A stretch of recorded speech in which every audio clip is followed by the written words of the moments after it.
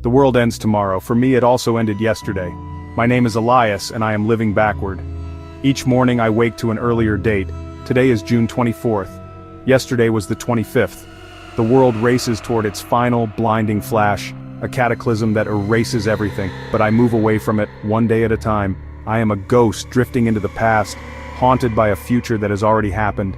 The sensation is constant vertigo, a film reel spooling in reverse. This is not a loop, it is an unwinding. The world outside moves forward, blissfully unaware. People laugh, plan, love, marching toward their doom. I alone carry the burden of foresight, a prophet whose warnings are erased by the rising sun. Every conversation is an echo of a memory that, for others, hasn't happened yet. My existence is a paradox, a man remembering a future while the world forgets its own past.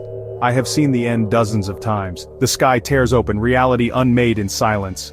In the first days, or were they the last, I tried to warn people. They saw only a madman, so I stopped trying. My world shrank to the space between waking and the next silent end. The physics of my condition are a mystery. I am a prisoner of a decaying timeline. The faces of friends and family fade, their voices distant whispers from a future I'm leaving behind. The only thing that matters now is her.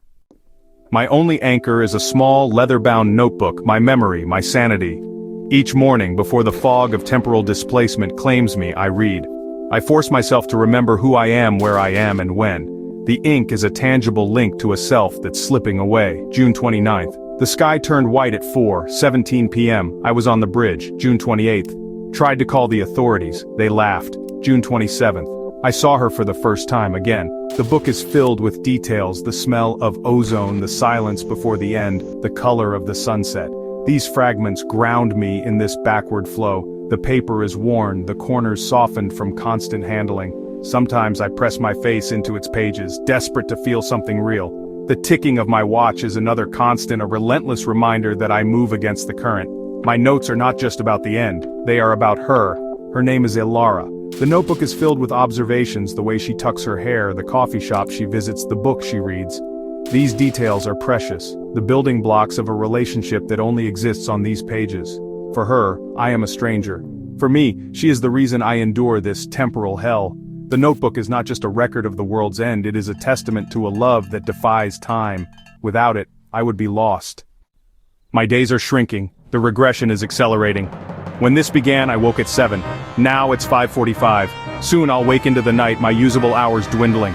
The window to see her is closing. Each backward step steals precious minutes. My memories are a curse. I remember conversations that will never happen. Smiles she hasn't given me. I must feign ignorance, play the part of a stranger while my mind screams with familiarity. This backward existence is torment. Each day is new, yet old.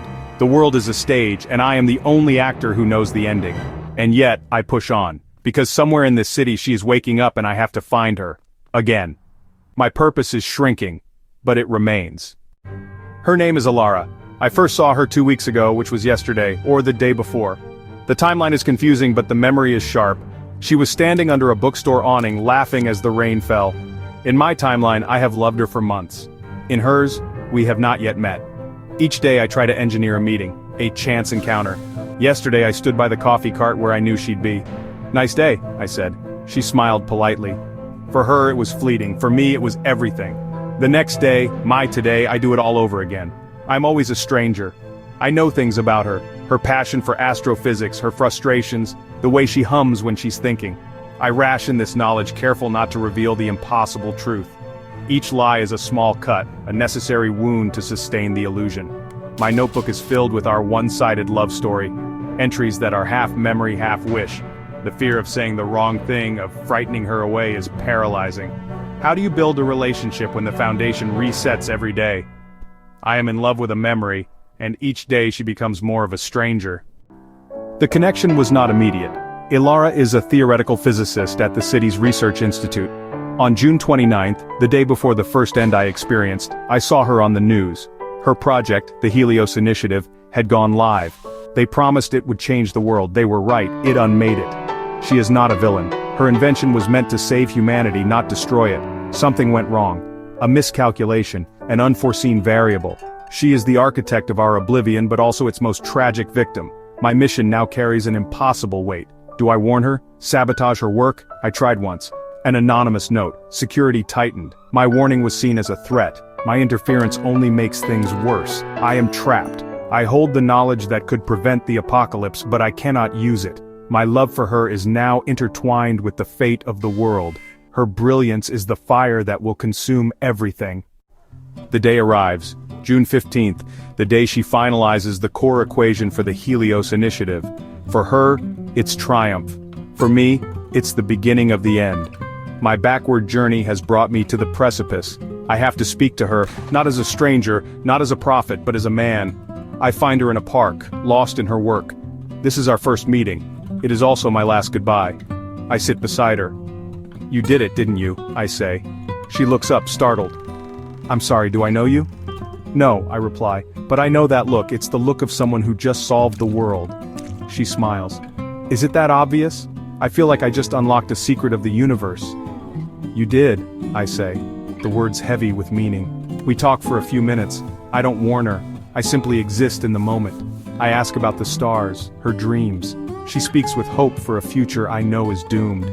"You talk like you've seen it all before," she says. I offer a sad smile. "In a way I have. The time comes to leave." "Will I see you again?" she asks. This is the moment. I look at her, memorizing everything. "No," I say softly, "you won't, but thank you for everything."